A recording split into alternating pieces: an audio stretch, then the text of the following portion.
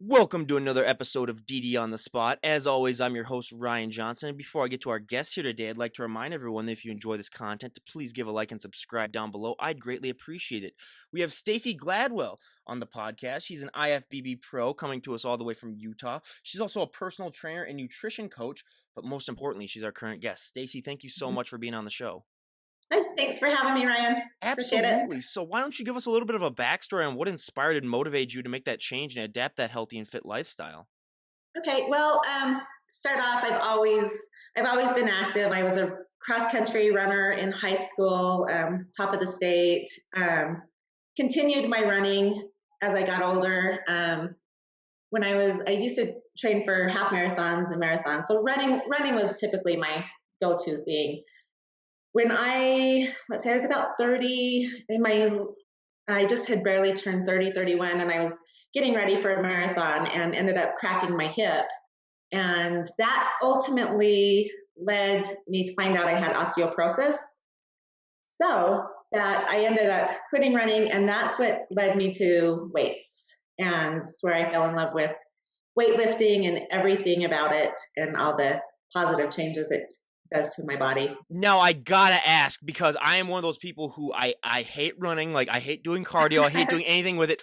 How, when you're doing those long runs or when you're training for like a half marathon or a marathon, how do you still stay motivated? Because I'm one of those people, I mean, and trust me, I had an ex-girlfriend who used to do, half marathons and marathons, and she'd be like, yeah, I'm going out for like a 6-mile run. I'd be like, oh, okay, have fun. I'm not going out there with you or whatever. It's like, how do you still stay motivated? Because like for me, after like those first 3 minutes, I would just be like, okay, this is boring. What was that for? Like, how did you still motivate yourself on those runs, or was it just something that you always loved?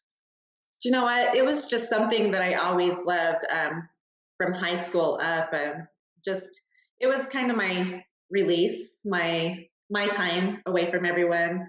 Put the headphones on and just run to the music and just go. Yeah, and I have to admit, getting that runner's high though too is nice though too. So that's one of the good reasons as well. But I always love to say, I mean, when you go into the gym, there could be 100 people in the gym, but that's 100 different ways as to how those people got into shape. Whether it comes down to, I mean, their diet, their nutrition, how many reps they do, what exercise they do. I mean, there's so many little things that add up to the overall package that a lot of people don't realize. Because I always say, like, if you were to go up to someone and say, what did you train for this body part? It looks amazing. What works best for them 99% of the time isn't going to work as good for you. Was that a struggle for you getting started to sort of find out what worked best for you specifically? Right. You know what? I actually took to weightlifting really, really easy. Like within 3 weeks, my complete body, my physique changed, my weight changed, and me personally, I mean, I literally got on bodybuilding.com and learned every lift and, how to do it right. And shortly after I hired a coach, which led me to, actually plan workouts and what body part I needed to work on. And I've been with Shane Hughley, Team Hughley, with about 6 years now. And he's amazing. He brought me up, helped me become an IFBB pro. And yeah, everybody is so completely different. One plan might work for me, where another plan's not going to work for anyone else. You know what I mean? It's just all your body type, and what you love. And really, that's what matters, is making it enjoyable. I couldn't agree more, because one of the biggest things that I always love to say is, what works best for you doesn't work as good for anyone. But that also, I mean, that applies to just so many other things. And also getting a coach too is probably one of the most important things that I could tell people if they're really trying to get into it. Because I mean, having a coach could be all the difference in the world. But that sort of leads me into one of my favorite questions that I love to ask, because everyone's genetics are differently. So I always love to ask, when you were getting started, what was one body part that really took off for you that you didn't really need to train as much? And what was one body part that sort of lagged behind where you needed to train to overdrive? Because I'll give my examples first. So for me, I mean, my back, I could train back, once a month and it would still look good. And I think honestly, that goes from, when I was younger, when I was in my teens and still in college, I would work these warehouse jobs where I'd be loading trucks all day. So that really, I mean, basically that gave me a full head start. But I'm also 6'3". So I mean, my legs are just absolute crap. I mean, I have to train them like twice a week, and I still have, they're still so far behind that it's just, that's not my number one pain. But what were those body parts for you when you were getting started? So my shoulders came in really pretty quick and easy for me. My back was one that I've really had to work for, and especially being a figure competitor, needing that big wide back and those lats. My glutes were pretty easy for me to get, but my quads still to this day are, that's working on that quad sweep. That's to this day my hardest part still. My number one pet peeve that I always have is always got to be calves, because there's so many. That's the number one genetic thing where, I mean, you I could. swear that is genetics. Yeah, I have to say that too, though, because Yeah. I mean, it's like 99% of the time it has to be, because you see these people with big calves, and then you're like, okay, you've never trained calves. I always tell people, Right. I could do 10,000 calf raises a day. I could inject pure muscle into my calves, and they wouldn't, and nothing happens. Like it is Right. ridiculous. That is my number one thing. Where when I see people with big calves, I'm like, oh my god, you don't realize how lucky you have it. My son's one of those people, like, doesn't have to do calves at all, and he just has square blocks. And I'm like, and I do calves, and my calves are pretty good. But yeah, he doesn't even have to do them, and they're just there, boom. Yep. I mean, yeah, that's definitely one Some of those. people are really blessed. Some people really are. But when you were getting started, did you always want to do bodybuilding? Because you said you were going on to like bodybuilding.com and websites like that. Was that always Right. something that really piqued your interest when you were getting started, or did it take a while before like going into the gym and working out where you finally realized like, oh, hey, this is something that I might want to do? So funny thing is I had not even a clue about this bodybuilding world. Just like, when you hear bodybuilder, you think of huge bodybuilding. Like, I didn't know there was a bikini, a figure, physique. I just imagine these big women and men bodybuilding. And so I had not a clue. Like I said, I had osteoporosis. So I started changing my diet, incorporating weightlifting. And I stumbled on not my coach now, but another coach, and just actually wanted some personal training to teach me to weightlift. And I paid her, and it ended up, she's like, what show do you want to do? And I'm like, show? So I really stumbled into this, literally stumbled. And I did a show, I think 8 weeks later, ended up placing first in all 3 categories. And here I am. That is so awesome, especially 8 weeks for a prep, because so many of these stories we hear about people who like, oh yeah, I did like 15 weeks or like 6 months for my prep or whatever. But it's like, yeah, you just basically went in there for 2 months. Yeah, mind you, it was bikini that I started in, so not figure. Well, yeah, but I mean, still, anytime for any show, if you take only basically 2 months of prep and then you just go in there and you win the thing, I mean, that is just so amazing. But I mean, I love to say as well, the general public doesn't realize that just to be able to get into shape, to be able to go into a prep, takes so much hard work and determination and dedication that, I mean, 99% of the public just doesn't have that willpower and that determination to get into that look. But then when you go into a prep, that is just notching things up to a whole different level when it comes to, I mean, you have to hit all of your workouts, no questions asked. Your nutrition has to be absolutely on point. You usually have to eat at the right amount of times. It's not just about, eating the right amount. It's just, you got to eat at the right amount of times. I mean, it is so scientific and so just down to a point. Was that a struggle for you, sort of adapting that prep lifestyle? Because for so many of my guests that I have on, I mean, they're just so used to, having, they eat when they want, or they might even eat healthy when they want, but just that time specific and everything has just got to be down point. Was that a difficulty for you? To be honest with you, I loved the challenge of it, and I didn't veer off at all. I kind of would say when I am in prep mode, I turn into machine mode. Everything that I take in and eat is for my body and for what I'm trying to do. So I don't get off track too often, and even my off season is pretty well structured. So yeah, I mean, I know a lot of people have cravings and stuff, but that's one thing I do is I keep everything really to the point. I don't try to add a lot of spices or this or that to make it good, because I think then that would make me crave stuff. So, well, with the questionnaire part that I do at the end, I always ask, what is one item that you always need to have in your fridge? And I have to say, mustard is one of our more popular answers, just because that's what the bodybuilders do to put on stuff. So yeah, good thing, that you don't do that, because I always do tell people, like, if you have to put mustard on what you eat, you might want to reevaluate things if you're having to put mustard on your chicken. Yeah. So. I do have salsa. Salsa's one thing. Well, that's different. And salsa have to live in my refrigerator. Oh yeah. Well, yeah.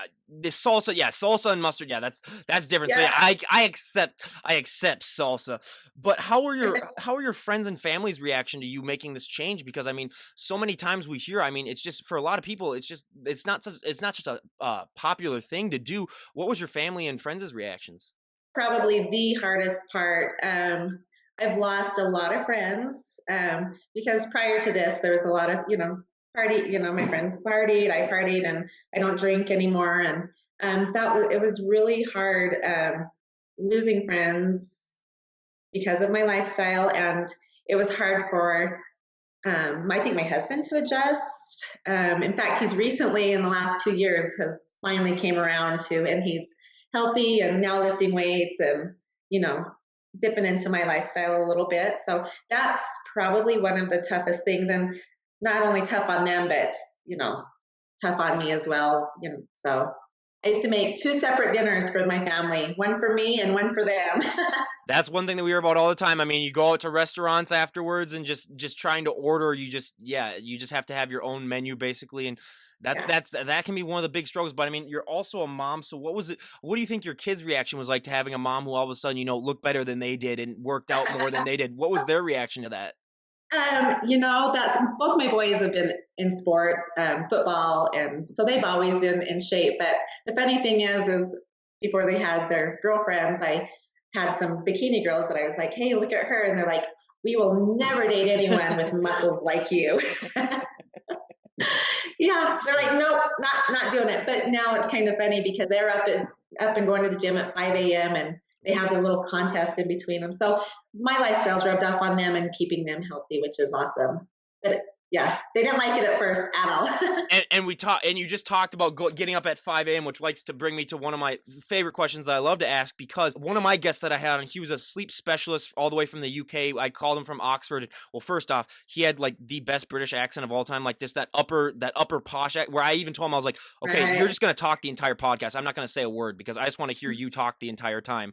So yeah, Right. but we talked about sleep.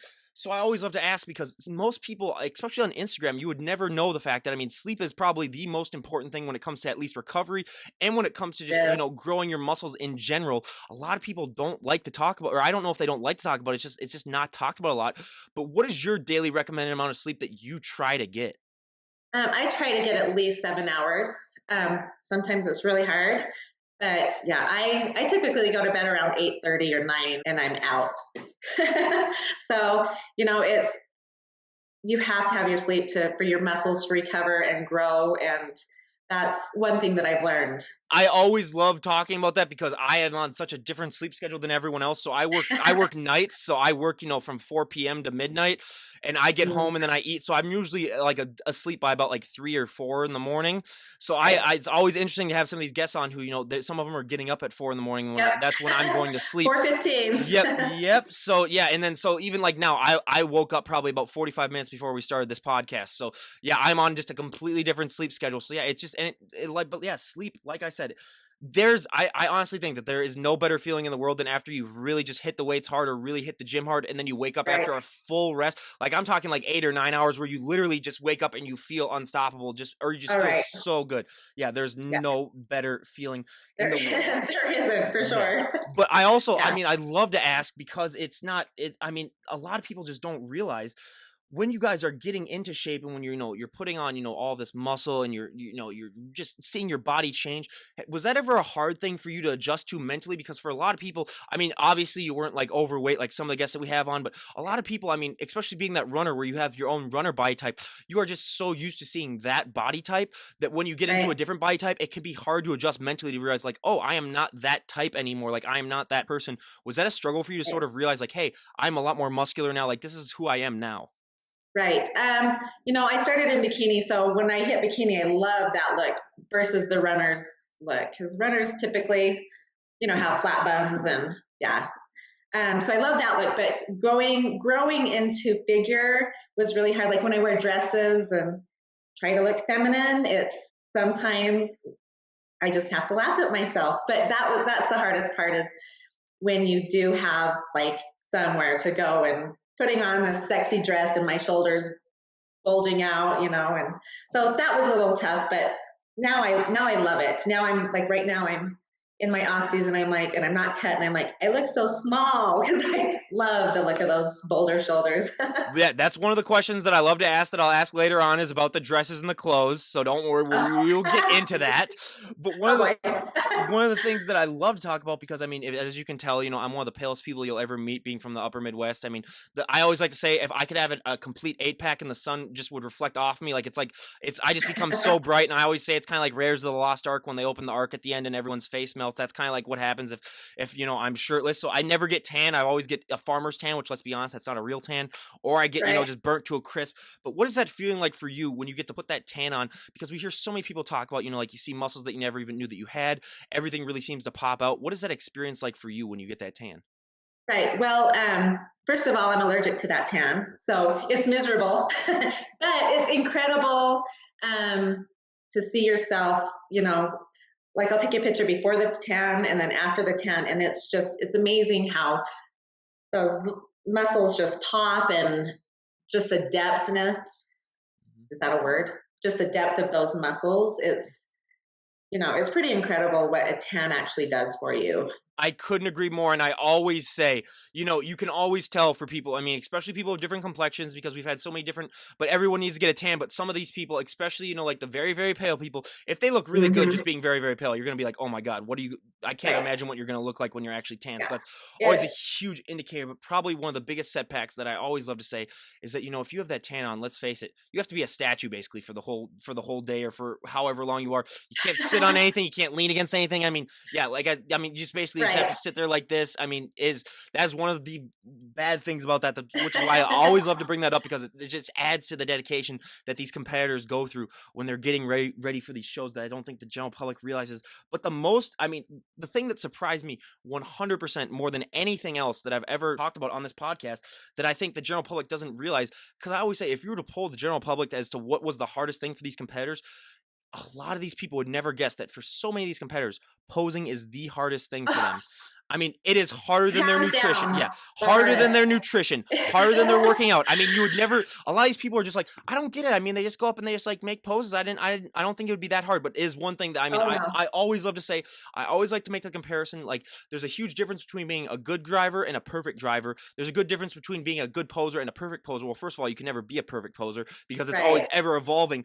But people just don't realize. I mean, you have to flex everything at the right time. Yeah, you got to make it look effortless. I mean, for me, I Exactly. would be grunting the entire time, like grinding my teeth to a pulp, just like trying not to, just be. Yeah, it's just so hard. But Right. what was your And, experience with? and you're doing it all under those bright lights, so you're Mm-hmm. sweating. Yep. But I've learned I incorporate a lot of my posing into my workouts in between sets, like just keeping those quads flexed the whole time, or flexing those lats, shoulders, holding those poses, and just as a resting recovery, but not really a rest, just to prep my body and to keep my body able to do that. I would much rather lift all day long than do an hour of posing because it's tough.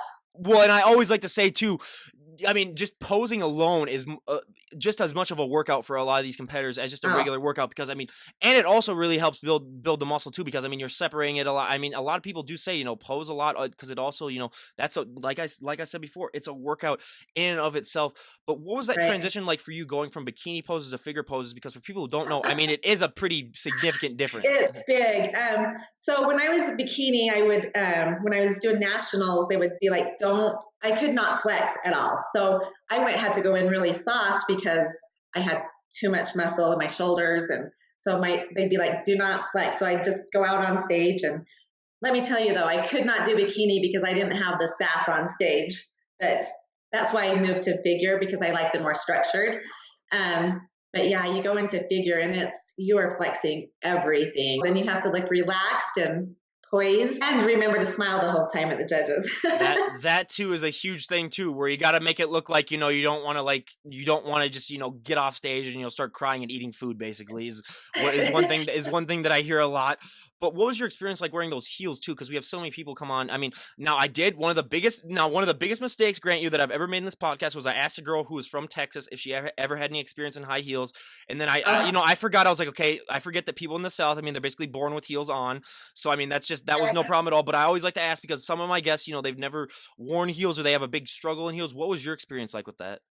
luckily, I didn't struggle with heels, just from prior jobs that I've did, and wearing the heels wasn't too bad. Yeah, I gotta say though that I mean I always say if you ever wanted to break the internet, have the guy bodybuilders come on stage in their heels in high Oh, heels. I mean that because that's and I was like, why are you making these people wear high heels? I mean, it's just like just let them go on stage barefoot or just let them go on stage in just right. regular heels or something. I honestly just don't get that. But out of your figure poses, what is your favorite pose and what is your least favorite pose? I love my front pose. Mhm. My back pose is my hard one. The arch in the back that kills me. Well, I always say too with the back pose, the one positive I can give you is that I mean you don't have to be smiling first of all, so you can kind of let that down a Right. little bit. Some people kind of they can suck out their gut a little bit. You don't have to be so rigid all the time. So that is the one positive that I can take from that because yeah, we hear that all the time that front pose is usually their favorite and back pose is usually their hardest. But Right. one of the questions that I ask, every guest that I have on, whether they be, my bands or my bodybuilders or, just my professors or anyone that I have on, for my bands, I always love to ask, what is that feeling like for you when you get to go on stage and perform in front of, hundreds to thousands of people and just, show off, all that hard work that you've done musically. But that also applies to the bodybuilders. What is that feeling like for you when you get to go on stage and show off all of that hard work that you've worked months upon months for and Oh, basically a hellish prep? And I mean, you've made it and you've gotten through it. What is that feeling like for you? it's crazy because you go through the prep and it's tough and you lift and lift, but that part's my favorite. My least favorite part is getting on stage. And I mean, I love showing what I work for. And actually now it's gotten a lot easier. I'm less nervous, but those butterflies and it's pretty intense up there. Having all eyes on you, you're in your heels, your little bikini, you're hoping nothing slips. Mhm. We don't need any slips there. But and just making sure your posing's on point, just Yep. Well, and because I always say too, I mean, leading into that, I mean, if you were to poll the general public, you'd get such a small singular percentage of people that would be willing to do that. Because I mean, it takes so much right. courage and determination and motivation. Was that? I mean, like you said, it's gotten easier now. But what were some ways, like especially doing your first show, what were some ways that you use mentally just be able to convince yourself, like, hey, I can do this. I can go up on stage. Because for a lot of people, that is so hard for them to build up that courage. So I'm one that likes to just have fun in the back and, relax a little bit. So, a lot of at the pro level, it's pretty chill back there. It's not too intense. Everybody's so respectful of everyone and so supportive because they know how hard each one of us has worked. And really, it's pretty chill and we're laughing. There's some dancing back there before we go on stage. And just a lot of, right before is just pumping up and mentally preparing yourself. But I think pumping up and just really getting, closing my eyes and One of the things that I really came to realize since I started this is that yeah, like you said, the bodybuilding community is so close and they're so supportive, and that's one reason that I like it too because I mean it's just so much support. I mean especially for the women where I mean it's a lot of supporting, which I mean I really enjoy. But what was that experience like winning your pro card? Because for a lot of people out there who might not realize, winning your pro card is probably the biggest highlight for a lot of these people that we have on here, just because that is the affirmation, I mean, of all of your hard work and all of that sacrifice that you put into it because you're a pro now and you can compete at the pro right. stages. I mean, that's really just the judges and the industry just saying like you've earned it, you look great, you look amazing. What was that experience like for you winning that pro card? It was probably one of my like highlights of my life, really, other than my cute little kids. But it was just so surreal, breathtaking, tears. It's you work so hard and long for something, and to have them announce new IFBB Pro Stacie Gladwell, it was just so surreal and just amazing, really incredible. It's hard to put into words. Yeah, I mean, well, I can the only thing I can ever compare that to really from my life is being a pitcher and having just like a really great or like winning a championship or something like that. So Right. yeah, I mean, and that's just one of the best feelings ever. But one of the fun questions I love to ask: what is your go-to post-show meal? Like I said, I'm kind of like a machine. I typically go for my chicken salad just because I've carved up all day. Um, so I usually wait for breakfast the next day and then load up on pancakes. And I love breakfast though. So my after meal is pretty low key, but my breakfast is where it's at. So I always say if I ever did a bodybuilding show, my post show meal, I would just rent out a Five Guys, just be like, here's $1,000. Here's what's gonna happen. You're gonna feed me until I either throw up, I either die, or I just pass right. out. But we're gonna make this happen. So yeah, that's what I always say. But one of the most important questions that I love to ask, because this thing is never talked about on Instagram, and one thing that I always love to bring up because so many people get fooled by this. A lot of people don't realize that look that you've put on stage, that is not a sustainable look. I've had so No, many of my friends come up to me and be like, "Hey, I love watching your show," but I was just really shocked when I realized that all these people, they work their butts off for these shows, and then they're not able to keep it because a lot of people just, I think it's because a lot of the times you only see their posts about their shows or like their prep where they look just like they look when they're about to get on stage. So, and then a lot of right. people just don't realize though too, it's like you are not going to be able to keep that. I mean, you've sort of manipulated your body through all of the working out and all of the nutrition into a look that is not sustainable. Was that a struggle for you when you were getting started, or during your first few shows, just realizing that like, hey, all this hard work that I've worked months upon months for, I mean, it is not a sustainable look? Because we've had so many people Right. that come on and talk about, like I got anxious or I got depressed, just realizing that. And how has that evolved for you as your career has gone Um, on? yeah, that was a real struggle. When I first started, because you look at yourself and you're so lean and you've never seen yourself this way before. And, within a few weeks, you start reversing, and that's the number one thing is I'd like to tell people is make sure your coach gives you a good reverse diet. So then you don't blow up. Luckily for me, I've never blown up and I've been really good at that, but still it's a little mind game, not seeing yourself so lean and knowing that you have a little bit of, you've got some weight on, you've got a little bit of fat and it's okay, and just learning to be okay with it. And now, truly, when I get that lean, I don't love me that lean. When I get down to about 6% body fat, everything just, Yeah. I was going to say the one that really got me is we had a guest on here who got down to 2% body fat for her show, and she was like 150 pounds. So that was like 3 pounds of body fat. And I was like, okay, wow. That is just, wow, I was like, and then she's like, yeah, and then, talking about, I was like, that's got to be a really bad case of prep brain. She's like, oh yeah, especially when you're that low on body fat. But right. yeah, I mean, yeah, like I said to people, I mean, it may look great, but yeah, you are not going to be able to keep that. And I always like to say, it's just like starting a business. You got to spend money to make money. You got to put on weight if you want to put on muscle. I mean, Yeah, that's you one thing, do. because a lot of people, they try, they might try to go like a full year where they just try to maintain that look for a year just because they're doing show after show, and it's like Right. you're not going to gain anything. So it's like if you get like second place at a show, I mean, you don't expect to do really any better at the next one if you're going to look exactly Right. the same. Exactly. So Well, and but being that low in body fat is so unhealthy. I mhm, mean, you're messing with hormones, pretty much everything. mhm, So people need to realize it's not real. You're down down to that low body fat for literally a week and a half, or even maybe peak week. I mean, it's just a very minimal amount of time that you should really be there, and it gets to the unhealthy part. And for those that keep trying to maintain it, it's good luck. Yeah, it really can do some damage. But at what point in your journey also did you decide that you want to become a personal trainer? probably a couple years in. I work out and I love working out, and I've just had tons of people coming up to me and asking me, how to do this, and I love working with the public, and so I decided to get certified, and I've loved it. What I really love is helping those women that have just starting and know nothing about how to lift, and just the self confidence, and helping those women, gain that self confidence, and seeing how they can change their body, and how it is, you can be strong, and you're not going to pack on, like you said, we're not going to pack on the huge muscle, that they're afraid of. That's like I always say, one of the biggest stereotypes is that you're going to put on 50 pounds of muscle if you start going to the gym and working out. And to that I always say, I wish, like, believe me, I like wish. that. There are a Me lot of too. people. There are a lot of people. Their prayers would be answered if that happened.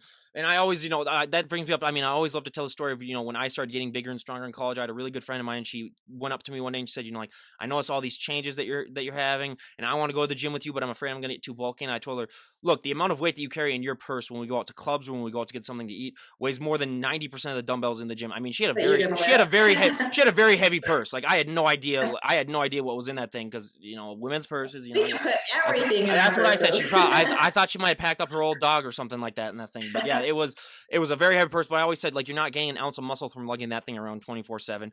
And she's like, oh Right. yeah. And then she went to the gym. But probably the biggest thing that I love to talk about, especially for women, because it impacts them, I think, so much more positively and significantly than it does men, is the confidence boost that it gives you going to the gym and putting on some muscle or just getting into Right. shape. I mean, that confidence boost, because for guys, I mean, let's face it, guys, there's some guys that weigh 300 pounds and they're just the most confident people on the planet. That's just how the way that sometimes things work out.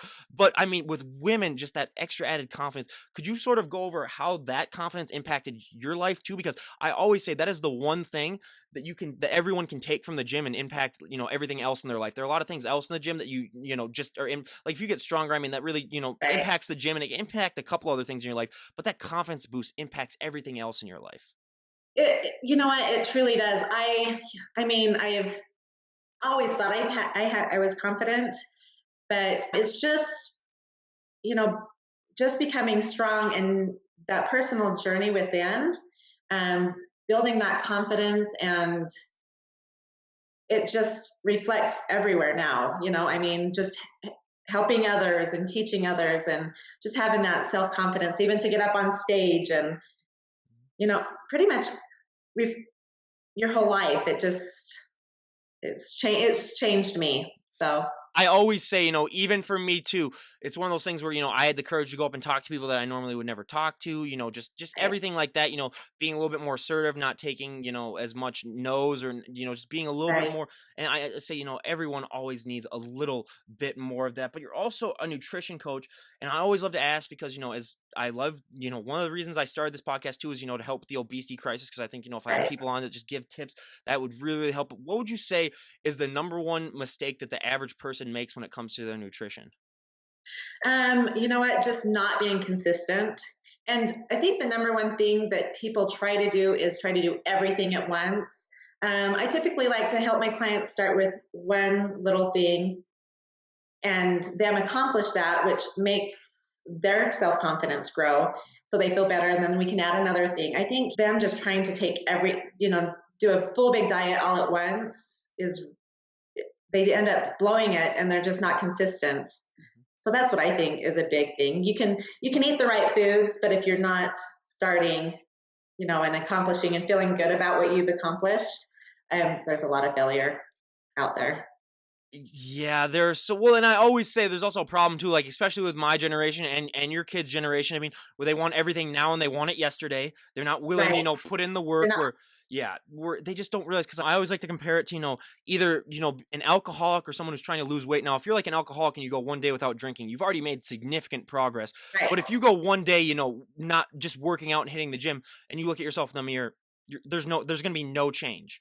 I mean, it's Right. one of those things where it's going to take such a long amount of time, and a lot of people just don't realize that it's such a time process, and that once you It start to is. see those changes, though, it can get so addictive, and then you start to see the Right. light at the tunnel. But I mean, just to get to that Yeah. point is a really big thing. Right. And yeah, nutrition is one And thing that I really can't stress enough. But one of the most important things, I had another specialist come on, and he talked specifically about one of the big things for any of the parents out there that are listening is that you have to help instill that lifestyle into your kids too, because if they see you being healthy and fit, they are way more likely to adapt that right. lifestyle and carry those habits later on in Right. life, because kids are With, one of those things where they just like to mold their way into what their parents are like. So if you right. get into that healthy lifestyle, that can be such a big impact, especially for your kids.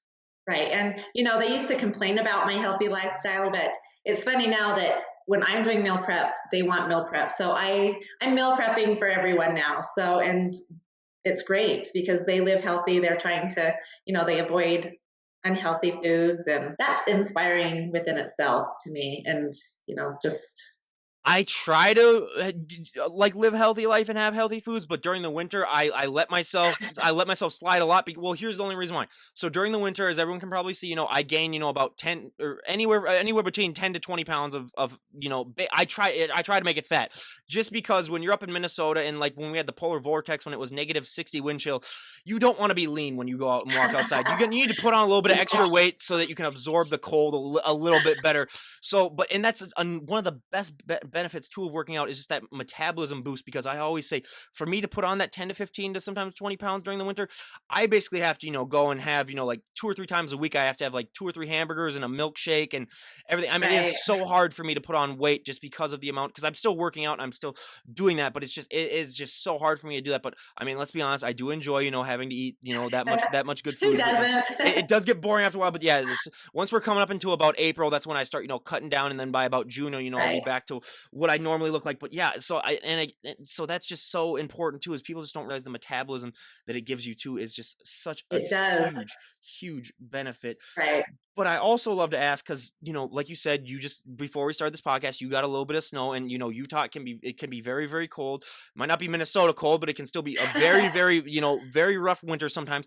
What are some ways that you still motivate yourself and your clients to go to the gym during the winter? Because let's face it, during the winter, a lot of people's bodies are just basically telling them, like, let's just hibernate basically and just stay inside and relax and just enjoy ourselves, because a lot of people just don't want to go outside and do stuff. What are some ways that you motivate yourself to still say, like, you know what, hey, I need to still get this workout in? You know what? I motivate myself because I'll be like, got to get this workout in so I can go up skiing in the mountains to get another workout in. But no, it's just, I think if you just stay home and dwell and, not get outside and work out, it's kind of depressing. So a lot of my clients, it gets those endorphins going, your muscles, it just makes everything, the winter seem so much better because it's been a long winter here. Well, yeah, and yeah, well, yeah. I'll just give you a thing. So the snow that we just got today in Minnesota, we just broke our record for most snow ever in the month of February. I think we're at like 33 inches now so far that we've gotten Boy, in February. So yeah, we are. So, but I always tell people, it's like during the winter, what else are you going to do? I mean, especially when it right. gets to like Minnesota cold, where it gets in the like the -10s and 20s. It's like, what else can you do? I mean, it's like you can't go outside and really enjoy your activities No, because it's too cold. Now I'm lucky, so I have a gym at my home. It's just a small makeshift gym, but it's like, right. what else are you going to do? And I always like to say, tell too, the activities that you can do, especially in the snow. Some weeks I don't train legs at all, because I might go like sledding with some, like a nephew or some of my friends Right. outside, and just walking up that hill is enough, leg workout for me in and of itself. And doing that, Right. like 15-20 times is, that's enough of a workout to get me through, any day basically. But now going on to two of my favorite questions that I love to ask every guest that I have on the bodybuilders, at least. So for my first question, when I was getting in college and getting, bigger and stronger, there were so many positives that came with that, but there was one negative. So for me, you're going to get asked to move a lot of people's furniture. You're going to get asked to open a lot of pickle jars. I mean, like I mentioned Yes. before, I'm still at home with my parents, and I for the next couple of months, and every time they come home with groceries, I basically have to lift the car into the driveway and carry in all the groceries. Has that been a similar experience with you, where people just take one look at you and just say like, "Oh my God, yeah, she's in shape," and then they just expect that you can do favors like that for them? Right. Yeah. Well, the funny thing is I've even like the biggest question I get asked is, do you arm wrestle? Yep. Not necessarily favors, but do you arm wrestle? And Mhm. it was pretty funny. I had a fifth grade teacher. She was having like a competition with another teacher for whatever reason. She's like, can you teach me to arm wrestle? I'm like, basically an arm wrestler, but I do, Yeah. that's the stuff I get is, Mhm. or like from different guys at the gym, like that haven't seen me, be like, are you a wrestler? Or I get random weird Yeah. questions, but Yep. not a lot of moving questions. I gotta say, I gotta say that for me too, getting asked to arm wrestle whenever I go to bars too, and I always tell them, I was like, first of all, that doesn't even determine, like, that's not even like that's a horrible way of determining how strong someone is. It's like Right. we can go to a gym and we can have like a military press off if you want to see, because that's for me is like the true determination. So I mean, like Right. that can be, Let's squat. yeah, or squat too. Yeah, we can go and do that. But I mean, yeah, like arm wrestling. And I also use the biggest pain for for me, where the biggest adjustment was, especially when I went, like with like short sleeves, when I'd go to the bars, would be girls would just come up and start feeling your arms, a lot of times without even asking. They just come up and they'd be like, "Oh my God, Becky, come check this out," and I'd be like, "Oh yeah, that's my arm, by the way." But let's face it, back then I was vain, so I pump it up for him a little bit. But yeah, that was, but that was just a huge thing too, is that you kind of become like an art exhibit sort of for people, where Right. they're just like, "Oh wow, look at that, that's amazing." So yeah, that was a huge one. But I also said with the moving furniture too, it's a double edged sword for me, because Right. being 6'3", I mean, I could have zero muscle at all, and I'd still be getting asked to move people's stuff for them, just because they'd be like, "Oh yeah, tall guy can do it." So, Right. You yep, can move it. yep. Yeah, my family calls me the freak show when I'm when I'm show ready, because I'm veiny, my veins are flaring, and people are like, "Is that real?" They try to they're always like trying to poke my shoulders and biceps. I'm like, they're like, "You're a freak show." I'm like, yeah, I Yeah. love it. One thing that I've always wanted to ask one of the guests on my show, but I haven't asked him yet, is when you are super veiny, because I've seen some of your posts and you do get veinier than a lot of the people that we do have on the show. Are you ever worried about like maybe like bumping into something or whatever and popping one of those veins? Or is that like ever like, and No. that's one of the things like I've always been like, I actually like honest ask, because like I'd be so concerned that like I'd accidentally maybe get like a paper cut on or something like that, and you could like pop a vein or whatever. Yeah. Pop a vein. Yeah. No, that's funny. No. Yeah. I've always wondered that, just Never because, thought of yeah, that. just because I have the only times I'm one of those people where I only get veiny really in my forearms, and really that's about it. Like it doesn't go to anywhere. So yeah, so that's one thing that, yeah, I've always wanted to ask. But now probably my favorite question to ask, and we did talk about this earlier, and it's one of my most popular questions, is again and again, everyone, this is a multi-million-dollar idea. So anyone out there who's looking to make money, get on it. But we talked about before, when it comes to clothes for fit women, fit guys have their own problems. Fit women, see, we get that reaction all the time. Fit women have so many problems when it comes, especially figure girls. I mean, bikini girls, they might get away with it a little bit more, but figure girls, Right. especially, and like you said, with those big, broad shoulders, I always love to say dresses aren't your best friend. Jeans are another thing that we hear of all the time, because you're supposed to have, for jeans, you're not supposed to have, a big lower body and a big and Right. a small waist is, that just doesn't work well with jeans. But other than that, I mean, like you said, like trying to put clothes on when you have those big, broad shoulders can be a very big pain. But what are some ways that you have found that you're able to compensate for the fact that your clothing options can be very limited? Seriously, leggings all the time. No, I always, I'm in stretchy stuff. A lot of the women's clothing just does not work with me. I have to have it fit, because if it's loose, I just look like a bigger girl. And yeah, it's just, I do a lot of leggings. I was gonna say, yeah, just some people, they try to go really small or whatever, and then they end up looking just super huge, and then people are just like, "Oh wow, you look even bigger than you actually." So yeah, that's Right. I mean, Yeah, it's ridiculous. I wish someone would come up with something That's for why us.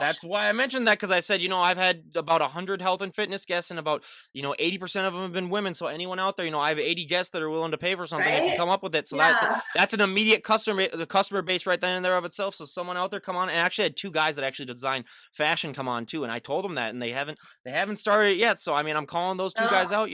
Get on it, because there's so many people that want that. But one of the questions one of the reasons why I loved when you agreed to come on the show is because, like I said, you being a mom, I mean, I know that your youngest just turned, he's not a teenager anymore, but still, being a mom, that is a full-time job in and of itself. What are some ways that Right. you use just for time management? Because being a mom too, and still, getting that healthy lifestyle and being able to, maintain that is such a challenge. Yeah, it is. That's why when they were younger and, high school age and junior high, um, I would get up at 4:15 and be to the gym by 5 and be back home before I got them off to school. So, and, did the rest of the life. But yeah, just pretty much like you just have to create the time for yourself. There's always time for yourself, and there's always time to take care of your family. So up at the break of dawn. Mhm. Oh, yeah, and I mean, more power to that. I mean, I would never do that, but yeah, just more power to the people that do that. I mean, trust me, as someone who goes to sleep at that time, I would not want to be waking Right. up at that time. Oh boy. But yeah, I mean, especially during the winters, when I mean, that's probably one of the coldest times ever, is when we're at that time. So yeah, but I Right. mean, and that just shows the dedication. But I mean, being a personal trainer too, and working with people that might be, like moms, what is your best piece of advice that you like to give them in order to just motivate them? Because a lot of things that we deal with too, especially with moms that just had kids, or moms that have really young kids, is the mom guilt that they do feel. Where, for anyone out there who doesn't know what that is, I mean, that's moms, feeling that they're being that they're being unfair, the fact that they're not not being able to, spend as much time with their kids, and that they're working on themselves when they should be taking care of their kids. And that's a real thing that I've heard a lot of our guests talk about. What are some, ways that you try to convince them that, like, in the end, it is way better for you to do this? Right. Just convincing them, especially with their children, is you need to be healthy for your children. I think that's what made me a better mom, is taking time for myself, not just for my whole family, all the time, 24/7. So just them knowing that they can be healthier for their family. I can go to, with new parents that I go to their houses so they don't have to leave their infant, or, so for me, I try to accommodate them and do what I can. Well, and that's awesome too, because that is one of the biggest complaints that we hear as well, is that, like, some of the gyms don't have daycare centers where I can't just, put my kids when I'm working out. But yeah, Right. so if a gym does have a daycare center, though, that's definitely a huge benefit. But now we go Right. to my personal favorite and our audience personal favorite, the little questionnaire where we're going to ask Stacie here, but a dozen or so health and Oh. fitness questions that we ask all of our bodybuilder guests, and we're going to see how her answers stack up to everyone else's. So for our first question, what is your go-to workout song at the moment? It is Rob Bailey, Beast. That was the same answer that we had the last Oh, guest that we really? had on yesterday, Rob Bailey's Beast. Yeah. So that is on our board. That might be actually the first time that we've had the same song ever on, because so many people choose different songs. So yeah, Beast. Rob Bailey is my go-to guy right now. It's just, yeah, he just Yeah. gets me motivated. I mean, I gotta say, personally, for me, I'm one of those old school where I gotta have like my 80s cheesy music, just the cheesiest music of all time. Like I have like the Rocky IV soundtrack on my on my mix, and I usually play one of those songs. Right? But I have a problem. So like I have a gym at my house, like I said, so like 75 to 80% of the time I work out at home, which is nice. But when I Right. do go to a normal gym, I'm one of those guys where I gotta wait for the beat to drop. So if I'm doing, like lat pull downs, I might just be like this, for just like 30 seconds waiting for the beat drop. And I've had people come up to me and be like, Yeah. hey, are you all right? And I'm like, oh yeah, I'm fine. I'm just waiting for the beat to drop. So I am known I do the throughout. same thing. Yep. Same thing. My pull-ups, hmm it's got to be right on time. Yep. And I gotta say, for I always gotta say, I'm known throughout my gym as the guy who waits for the beat to drop. But hey, I will take that. But now for our second question, out of all the celebrities on the planet, if you could work out with any celebrity, who'd it be? Oh boy. Any like bodybuilding celebrity or It could just be any? it could be bodybuilding, Hollywood, athletes, I anyone. Arnold Schwarzenegger would be cool back in the day to work out with. I think I just love the classic bodybuilders. Yeah. They're just, he would be cool to work out with, or The Rock would be cool too. I was gonna say The Rock is our most popular He'd answer. be cool. We get The Rock like 95% of the time, but Arnold Schwarzenegger, yeah, that's my personal choice too. Just because, well, first of all, it's Arnold Schwarzenegger, and second of all, I would love to hear him Right. yell at me in his Austrian accent. That would make my Right? day. Yeah, that would make my Yeah. day to have. So at one of my national shows, The Rock was actually backstage. Yeah. The bikinis with all the bikini girls with his big bodyguards. Okay, this guy's huge, and we have all these little bikini girls. They're all like and he 5'2". all these Yeah, and he's got to have bodyguards. It was Yeah. pretty funny. I'm like, oh, you're worried about his little bikini girls, but it was pretty funny. He's a pretty big guy. Yeah. Oh yeah, and yeah, being our most popular answer, yeah. I mean, yeah, I could see why a lot of people say that. But now, out of all the celebrities on the planet, if you could train any celebrity, who would it be? Oh, I would love to get my hands on like Kim Kardashian and Kanye and just whoop their asses. Excuse me, I shouldn't swear. Oh, swear as much as you want. Swear as much as you them. want. Wouldn't Oh that be fun? Oh my God, that would be the highlight of my life. That's one of our more popular answers, actually, those, because they have some of these fake workouts where it's, I mean, yeah, that's one of my Right? biggest Yeah. pet peeves. But yeah, Yeah. if we Even, got, even Kanye, even more than Kim, though, just to whoop his ass and be like, Mhm. come Yeah. on, lift some weights. Yeah, 100%. Yeah, I would pay so much money to see that though too, because just to see them actually go through a real workout, yeah, that would be a great one as well. But now, out of all of your followers on Instagram, what would be one thing that you think they would be surprised to find out about you if they met you in person? I don't know. Okay, maybe that I had a bobcat growing up as a pet. What? How's that? Well, okay. I know, right? Okay, now That's we're gonna surprising. have to have a quick little tangent here, because that's the most unique answer I've ever had. So first of all, how did you get a bobcat? So my dad helped with like wildlife conservation, and it was, I guess, it was when I was 5, I think we got it. Had it for like 13 years, and yeah, his name was Bobby the Bobcat. So yeah. That must have been a weird thing for your dad to realize that it's safe enough to have a bobcat around my 5-year-old daughter. Was it like indoors, or did you keep it like outside? Or No. So I it was was gonna say, outside. It had its own area, but it's kind of oh funny. Like if it escaped, we get calls from the neighbors saying your bobcat's trying to eat our goat, or yeah, you can have it around little kids because it try to pounce yeah. and Well, I would be surprised that like so the neighbors didn't like try to like. I'd be surprised that that thing wouldn't get like shot or anything like that. Like if it escaped though from like no, farmers or something. Yeah. they knew Yeah. we were out west, and Oh yeah, they yeah, knew. yeah.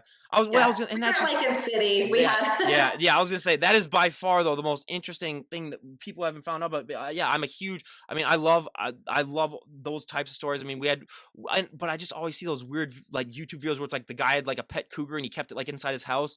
And then I just say to that, I was like, okay, if that guy gets mauled, that's all on him. Like that's just so like yeah, with a right. bobcat, yeah, you might want to keep it in cage because they Yeah, may be injured, but that thing still. But so you had it for 13 years. That's how long? yeah. So did that thing? How long did that thing live to be then? Well, it lived to be 13. Oh, so Well, did I he don't know have how old it yeah, I was was gonna to say, begin yeah. with, But yeah, but still, that's it pretty yeah, died. that's Yeah, old for a bob. I didn't know that they lived that long, but yeah, yeah, so that's yeah. It was the best show and tell ever. oh, yeah, but yeah, let me bring in my pet bobcat, everyone. Bring my pet bobcat. Yeah, that is awesome. But now, I mean, I love to ask this question. So now, if you had the all-knowing power, so if everyone went up to you and said, you know what, Stacie, you can change one thing about the sport of bodybuilding, and everyone here would go along with it, what would be one thing that you'd want to see changed? The sport of bodybuilding. I love the sport. I guess maybe the negative attention it gets for, you know what? Yeah, the negative for the women, the negative attention it gets for the actual women bodybuilders, and Mhm. people saying that it's disgusting and too big. Like, I've had that Mhm. even being a figure competitor. Just women shouldn't look like that. Mhm. I always say that that's one of the reasons why I love especially having especially either the figure, the physique girls, or just the bodybuilders come on is because there is that stereotype, and I always say like when a lot of people just aren't able to look past the muscle and realize that it's just an average human being down below. I mean, they're just the same as us. I mean, they may have more dedication than you and they may work out more than you, but they're just the same person. That's why I love having people Right, come on and share their stories because it makes people just realize like, hey, they're just a normal person who just works out a lot. And, they're way right. more dedicated about what they do than I will ever be, and I mean I just love having that because then it really just breaks that image. So yeah, again, like that would be one thing that I would love to see change too, because a lot of people, I mean, just to be able to go into these workouts that some of these people are doing, I mean, like I said, it takes a very special person to have that dedication, that drive, to be able to see that through, and that should be honestly just should be applauded because it is such a hard thing to do. Yeah. Now we go to our fun part of the questionnaire. So what was the last TV show that you binge watched? Last TV show I've binge watched. Oh my gosh, I don't watch a whole lot of TV. I read. um, What was the last book you read then? so David Goggins, Yeah. Can't Hurt Me. Ooh. Have you heard of that one?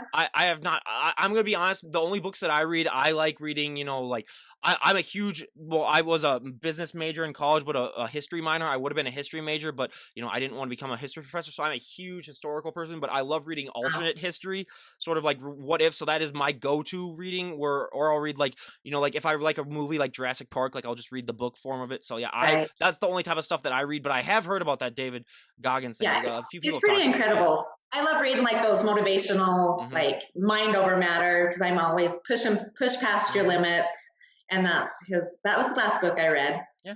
But That's yeah, I that's don't really watch a whole lot. The last Netflix was what was it? Oh, Orange is the New Black. Oh, yep. Yep, we get that. We get that answer a lot. That is one of our more popular ones. But now everyone has one. What is a guilty pleasure movie that you enjoy? A guilty pleasure movie.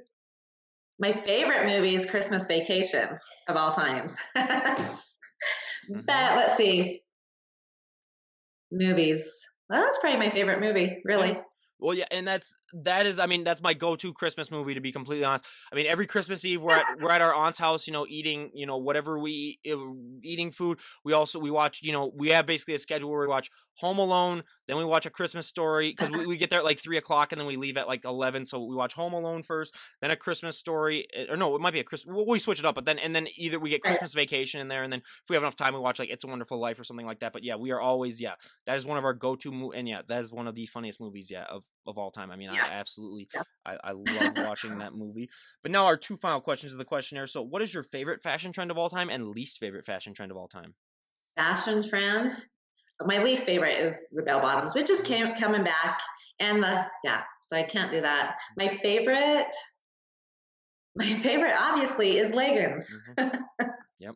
Leggings for the I'm win. not I'm not very fashion forward, so Well, yeah, me neither. I just asked that because, especially for the bodybuilders, it's nice to hear what the interesting answers they have. But for me, I mean, being up in Minnesota, like I'm trying to depress everyone, saying about how cold it is. But flannel for me is probably the best bet, especially during wow. the winter, just because it keeps you so Right. warm. But my least favorite, I mean, my dad ruined this in the late '90s, and just seeing old photos of him. But fanny packs. Now, don't get me Oh, wrong. family packs. I always say that women can always rock a fanny pack, so don't get me wrong on that. But guys rocking fanny packs, I'm like, no, come on, please stop it. And I know they're starting to make a comeback with guys, so if I can do anything with this podcast, Yeah, it's like let's stop that spread of fanny packs just because. I'd have to agree with you. Mhm. Yeah, fanny packs Family for packs, yeah. sure. Yeah, for sure. But now for our last question of the questionnaire, and probably the one that I enjoy the most. If you could go back in time and talk to the 18-year-old version of yourself, what would be the best piece of advice you would give her? Oh boy.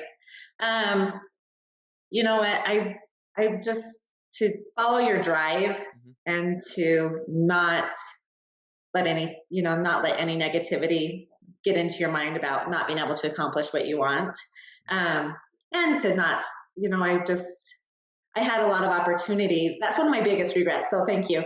I had a lot of opportunities to go wherever I wanted to run cross country, and I chose partying over that. So I would be like, put your head on straight, go for the school, go for the, just follow your Hey, dreams. in hindsight, you made the choice that 99% of people that age would make. So you're lumped into the big category. I don't think a lot of Right? people would choose partying back then. I mean, back then especially.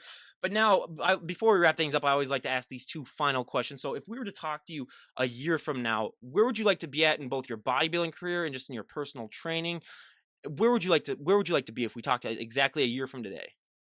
So what I'm working on now, I have one more show before I'm um, NPC judge. So I'll be a year from now. Will be happily and judging. It would be. I'm hoping. I mean, it's always a dream to win a figure show and be up on that Olympia stage. That would be incredible. So. As far as my training, I'm taking more athletes on. I'm starting to train a lot more athletes and getting them ready for competition. So I'm just hoping that, to keep that growing. So And well, and we wish you nothing but the best of that. I mean, I'll leave a link to all of your stuff down below so that people can get a hold of you if they're interested. And I mean, I highly recommend. I mean, also go follow her on Instagram. I'll leave a link down below that. Just looking at some of her right. photos, I mean, you're going to be inspired to get off the couch and stop eating some of these Twinkies. So, I mean, that's what I always say. But now, lastly, is there anyone that you'd like to give a shout out to? Yeah, my coach, Shane Hughley, he's been amazing. He's just an amazing coach, is always there for me and pushing me to be my best. Also, One Mission Nutrition, they're incredible. You can see the link on my page. What I love about One Mission Nutrition is they have their supplements, but they give back to the military. Yep. And as a mom, my oldest son is in the Air Force, Oh, so wow. so to be part of that, One Mission Nutrition is pretty incredible. They send packages out to the deployed and send them supplements, so it's pretty cool. So I big shout out to them. I shout out, yeah, I will leave a link to all their stuff. I mean, honestly, my big thing in history is military history. So, and I've had veterans come on this podcast, and for me, yeah, I am one of those people where once anyone says that anything supports military, I mean, that just really, and yeah, if I mean your son, honestly, thanks for everything that he's doing because I mean they're so underappreciated, even though they do get some recognition, but yeah, just the recognition that they do not get it enough, all that they provide for us. So again, I mean that is just so great.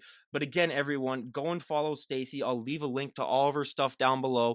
And if you have any advice, if you need any advice or you need any help with a coaching or anything like that, go and Absolutely. let her know. I highly recommend it. And again, you guys, this is Ryan Johnson, DD on the spot, signing out. Have a great day, everyone. Thank you.